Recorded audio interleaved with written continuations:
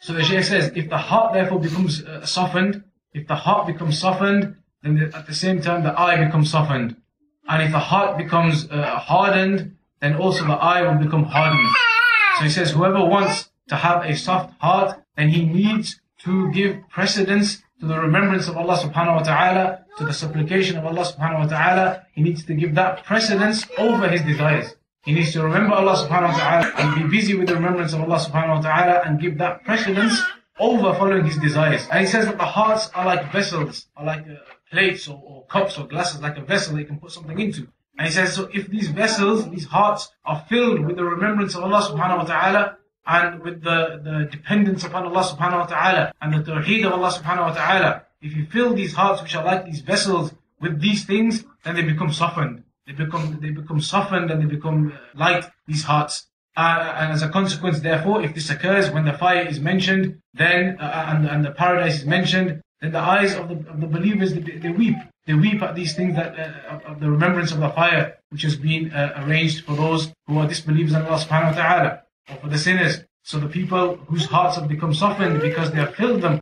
with the remembrance of Allah subhanahu wa ta'ala, then when they hear about these things, then their hearts are softened further and their eyes are caused to weep. Because they know that the fire, when it's mentioned, the fire is for those people whose hearts have become hardened. The fire has been prepared as a punishment for those people whose hearts were hardened and they were far from the remembrance of Allah subhanahu wa ta'ala. And then the Shaykh said that the most beloved of hearts to Allah subhanahu wa ta'ala is the most softest of those hearts. The softest of the hearts is the most beloved of the hearts to Allah subhanahu wa ta'ala. And the softest of the hearts, the meaning of it is the heart that is continuously busy with the remembrance of Allah subhanahu wa ta'ala. Always busy with the remembrance and the supplication of Allah subhanahu wa ta'ala, and always busy with the obedience of Allah subhanahu wa ta'ala, and always remembering the Darul Akhirah, what's going to happen after death, and always making that as a target, and therefore remembering Allah and being obedient to Allah all the time. And that this particular person whose heart has become softened, he's remembering Allah all the time, and if he's reminded of something, then he remembers.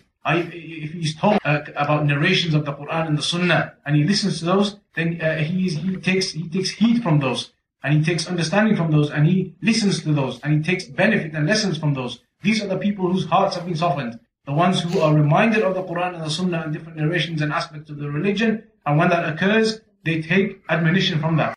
They take admonition and they concentrate upon that, and they are affected by that. They are the ones whose hearts have been softened. And obviously the opposite, therefore, is the one who does not take benefit from that because his heart has become hardened. So the Shaykh says that the heart, it always requires this nutrition. It always requires this type of nutrition, which is the knowledge. The heart has to always be filled with this knowledge, and that's the nutrition of this heart. The knowledge, the remembrance of Allah, the supplications. And he says that the destruction of the heart is from the opposite of that, is from the negligence. The negligence of the remembrance of Allah subhanahu wa ta'ala. And being negligent of the remembrance of Allah subhanahu wa ta'ala and the supplications of Allah subhanahu wa ta'ala, then that is the heart that is going to be ruined. That's the ruined heart, the Shaykh says. The one who is negligent of Allah subhanahu wa ta'ala. And the one which is strong and is built and firm and is softened is the one who is continuously fearful of Allah subhanahu wa ta'ala and he's remembering Allah subhanahu wa ta'ala. And then he gave the hadith of the Prophet sallallahu alaihi wasallam where he said that the example of the one who remembers Allah subhanahu wa ta'ala, the example of the one who remembers Allah subhanahu wa ta'ala in terms of remembrance and supplication is like the example, and also the example of the one who does not remember Allah subhanahu wa ta'ala. So therefore the example of the one who remembers Allah and does not remember Allah is like the example of the dead person and the alive person. The one who has life and the one who has no life. The one who remembers Allah subhanahu wa ta'ala, he is the one who has the life. And the one who doesn't remember Allah subhanahu wa ta'ala, then his example is like the example of a dead person who has no life in him because of his negligence of Allah subhanahu wa ta'ala. And this is from the statement of the Prophet sallallahu alaihi wasallam. So therefore the Shaykh says that the need for the person to continuously remember Allah subhanahu wa ta'ala is like, as an example himself, the Shaykh, it's like the need of a fish to water. Meaning that if you were to take the fish out of the water, it dies. And similarly, a person, if you take him out of the remembrance of Allah subhanahu wa ta'ala, then it's as if his heart has died, as if he has died. Because he has left and neglected the remembrance of Allah subhanahu wa ta'ala. Just like if you were to take the fish out of the water, then it dies because it requires the water to live. So the person requires the remembrance of Allah subhanahu wa ta'ala to live. And then the Shaykh says, he swears by Allah. He says, by Allah, that there's not a heart in which the love of Allah subhanahu wa ta'ala enters into that heart, except that the love of the world and the desires they exit. Like a person, when he has the love of Allah subhanahu wa ta'ala entering into his heart, then that only occurs, or as a consequence of it occurring, it removes his love for the world, for the dunya, and it removes his love for his desires and following his desires.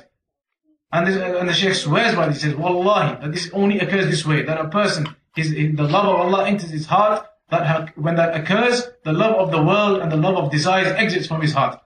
And he says the love of Allah subhanahu wa ta'ala doesn't enter into the heart of a person who has the love of the world and the love of desires in his heart. So the one who has love of the dunya, the world, the worldly gains, and the love of his desires and following his desires, the Shaykh says the love of Allah subhanahu wa ta'ala will not enter that person's heart. So he says the one who wants the love of Allah subhanahu wa ta'ala in his heart, he needs to remove the love of the world and the love of these desires from his heart. You need to remove the opposites, which is the love of the world and the desires, in order to enter into your heart the love of Allah subhanahu wa ta'ala. So the Shaykh said then that if Allah subhanahu wa ta'ala makes him successful in remembering Allah subhanahu wa ta'ala and supplicating and being busy with the remembrance of Allah subhanahu wa ta'ala, and also Allah subhanahu wa ta'ala makes him successful in using his body parts in the service of Allah subhanahu wa ta'ala, in the worship of Allah subhanahu wa ta'ala, then this is the one who has been successful, or Allah has made him successful. Then on the opposite side, the Shaykh says, these are some of the things he mentioned concerning the heart. Then he says the heart also becomes ill. The heart, there are diseases that that fall into the heart. And he says the most severe of those diseases that falls into the heart of a person is the desires, the shahawat.